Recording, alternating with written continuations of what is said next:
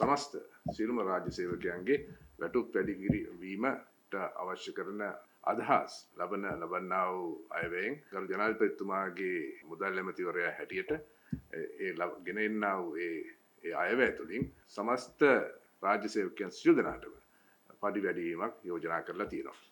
ඒ වගේම තමා මේ පඩි වැඩි වීම අපි දන්නවා මේ ආර්ථික අතින් ඉතාමත්ම අසීරු අවස්ථාවක අවස්ථාවක ඉඳලා තමයි මේ කටයුත්තට අතගසන්නේ.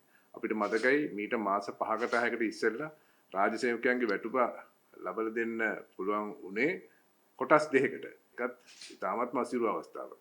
ඒ වගේම තමයි මේ යෝජනා කරන මේ වැටුප් වැඩිවීම සමස්ත රාජ්‍ය සේවකයන්ගේ අවශ්‍ය කරන ආදායම ඉහළ දැමීමට කරන්නා වූ මේ අවස්ථාවේ මේ රටත් අවස්ථා අසීරු අවස්ථා කියනකොට ඔවුනුත් අසීරු අවස්ථාවක ඉන්නවා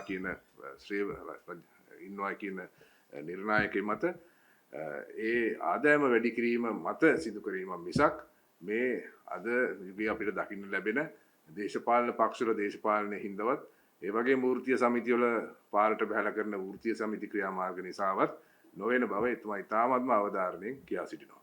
ඒ වගේම තමයි අපි මෑත මේ නොබෝ දිනවල දැක්කා ගුරු බවතුන් වෘත්තීය සමිති වෘත්තීය ක්‍රියාමාර්ගයන් වලට යෙදিলা ඊන් එහා ගිය ඔවුන්ගේ චර්යාවට ඔවුන්ගේ ගෞරවයට ගැලපෙන්නේ නැති ක්‍රමයක් අනුගමනය කරනවා මේ දිනවල අපි දකිනවා. ඒ නිසා ඒ ගුරුවරුන්ට විනය තිබුණොත් තමයි අපි දන්නවා ඒ කිව්වා වගේ දරුවන්ගේ විනය හැදෙන්නේ.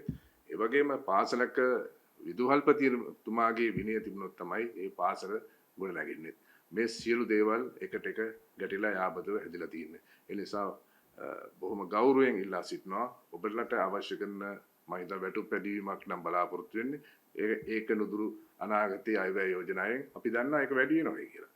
නමුත් මේ දේශපාලඥයන්ගේ දේශපාලන කාරණා වලටවත් රාජ්‍ය නොවන සංවිධානවල මුදල් වලින් හසුර වෙන මේ රටේ ඉන්න පුද්ගලයන්ගේ අවශ්‍යතාවයන් වලට ලක් නොවි ඔබගේ කාර්යභාරය බොහොම හිතට අරගෙන ඒක දිව්‍ය කාර්යයක් හැටියට මේ රටේ දරුවන් වෙනුවෙන් මේ රටේ උන්නතිය වෙනුවෙන් සංවර්ධනය වෙනුවෙන් මේ රටේ අනාගතය වෙනුවෙන් පාවිච්චි කරන්න කියලා ඉතාමත් ගෞරවයෙන් ඉල්ලා සිටිනවා.